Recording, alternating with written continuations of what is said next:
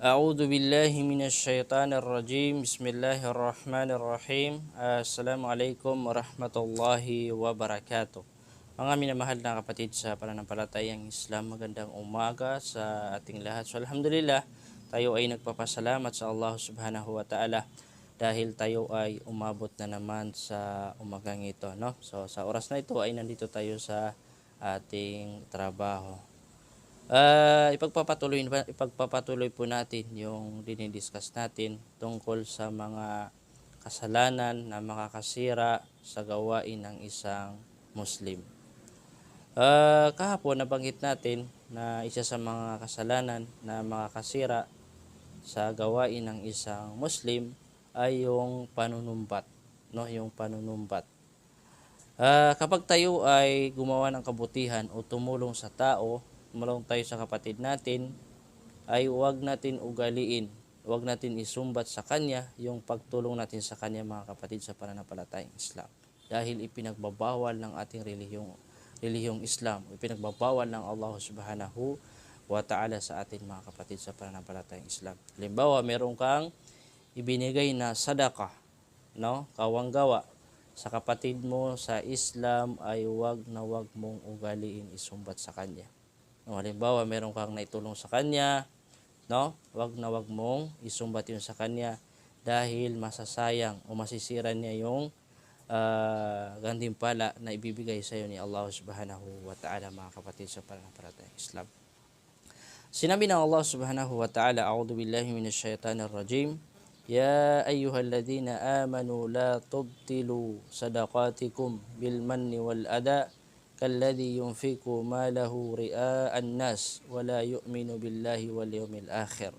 Sa pinakamalapit nitong kahulugan, sabi ng Allah Subhanahu wa Ta'ala, o kayong mga mananampalataya o naniwala, huwag din yung sayangin, sirain ang inyong mga sadaka, ang inyong mga kawanggawa, sanhi ng panunumbat at pananakit sa pinagbigyan nito.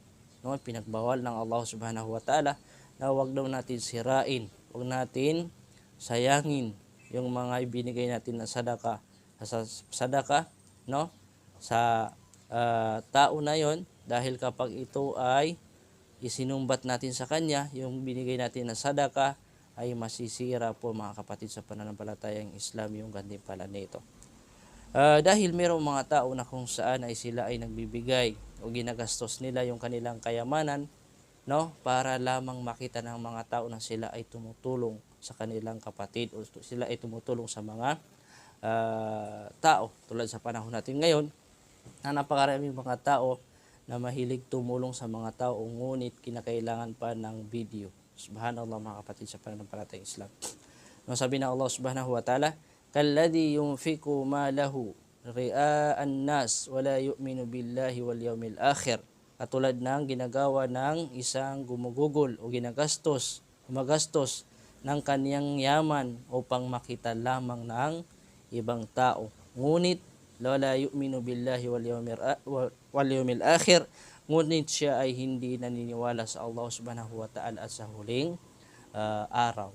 Kaya wag natin ugaliin na kapag tayo ay tumutulong sa mga tao, ay wag natin ugaliin na yung pakitang tao lamang para makita lamang ng mga tao na tayo ay tumutulong.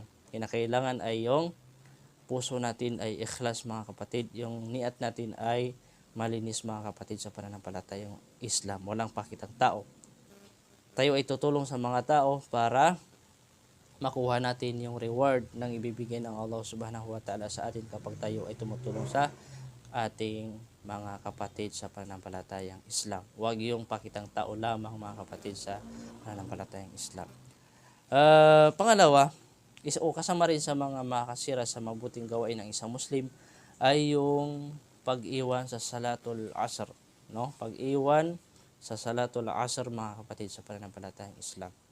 No, kapag ikaw ay hindi ka nagsasala o iniiwan mo yung Salatul Asr, hindi ka nagsasala sa waktu na yun ay masisira niya yung ating mga gawain na mga mabubuti, mga kapatid sa pananampalatayang Islam. Kaya wag natin ugaliin na hindi tayo nagsasala ng Salatul Asr. Halimbawa, nagsasala ka ng Dhuhr, hindi ka nagsasala ka ng Maghrib, so iniiwan mo yung Salatul Asr, ayun po ay pinagbabawal at makakasira sa ating mga gawain na mga mabubuti mga kapatid sa Islam. Ano ang sabi ng ating mahal na propeta Muhammad sallallahu alaihi wasallam? Man taraka salatul asr faqad habita amalu, rawahu al-Bukhari. Ang sinabi ng sugo ng Allah sallallahu alaihi wasallam ay sa pinakamalapit itong kahulugan na sino man ang kaniyang iwan ang salatul asr, tunay na nasira ang kaniyang mabuting gawain. Subhanallah.